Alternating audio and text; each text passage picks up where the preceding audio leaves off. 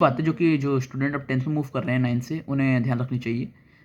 सबसे पहले तो जो भी स्टूडेंट्स मूव कर रहे हैं 10th में 9 से होते हुए, उन्हें इस बात का ध्यान रखना चाहिए कि वो बहुत ही मज़े करें, बहुत मज़े करो।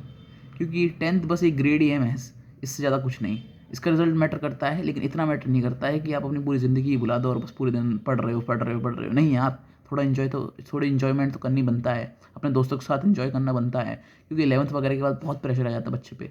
हो सकता है अगर आप साइंस स्ट्रीम लो तो आपको जेईई की तैयारी करनी हो, नीट की तैयारी करनी हो, उस वजह से आपको पूरा बहुत ज़्यादा प्रेशर बन जाता है। आर्ट्स लियो, हो सकता है आपकी फैमिली आपसे उम्मीदें लगा के बैठी हो, आप यूपीएससी की तैयारी करोगे, लेकिन आप कर क्या रहे हो सकता है वो आप पे डिपेंड करता है। आपने कॉमर्स ली है, आपको पढ़ाई का बहुत स्ट्रेस है इस बारे में कि किस करियर में जाना सही रहेगा, क्या सीए के लिए मुझे तैयारी करनी चाहिए वगैरह वगैरह।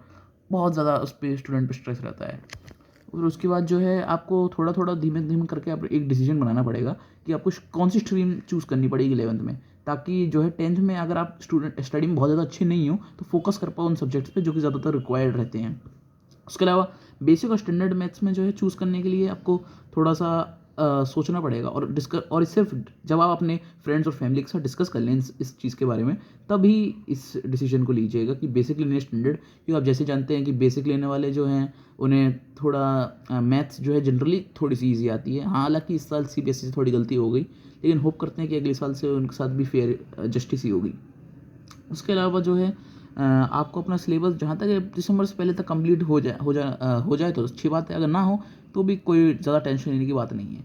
उसके अलावा जो है अब आप क्या करना है कि 10th में आने के बाद आपको टॉपिक्स को समझना पड़ेगा, ना कि सिर्फ उसे वो आप रीड कर रहे हो, रट्टा लगा रहे हो, लिख रहे हो, उसे कहीं लिख-लिख के बार-बार देख रहे हो, नहीं। आपको बहुत ही गहराई से डीप लेवल पे उसे जो है टॉपिक समझना पड़ेगा।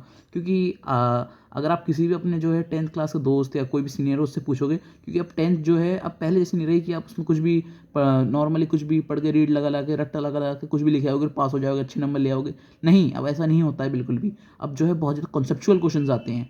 अब फाइनली जो है आपको इतना ज़्यादा स्ट्रेस वगैरह नहीं लेना है, क्योंकि एक 10th जैसी एक क्लास, एक ग्रेड जो है आपको डिसाइड नहीं करेगी फ्यूचर को। मैं मानता हूँ कि फैमिली वगैरह से बहुत प्रेशर मिलता है, लेकिन इसका ये मतलब नहीं है कि वो 10th क्लास जो है आपसे ज़रूरी नहीं है। आप उसे ट्रीट कर रहे हो कि 10th क्लास आपसे ज़्यादा ज़रूरी हो, लेकिन ऐसा नहीं है वो आपसे ज़्यादा ज़रूरी।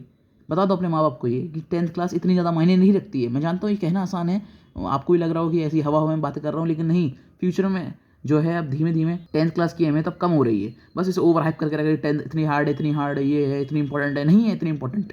आपसे ज़्यादा इंपॉर्टेंट नहीं है कि आप इतना स्ट्रेस लो और पूरे दिन बस ऐसे ही बैठे रहो। नहीं, ऐसा नहीं करना है। ठीक है?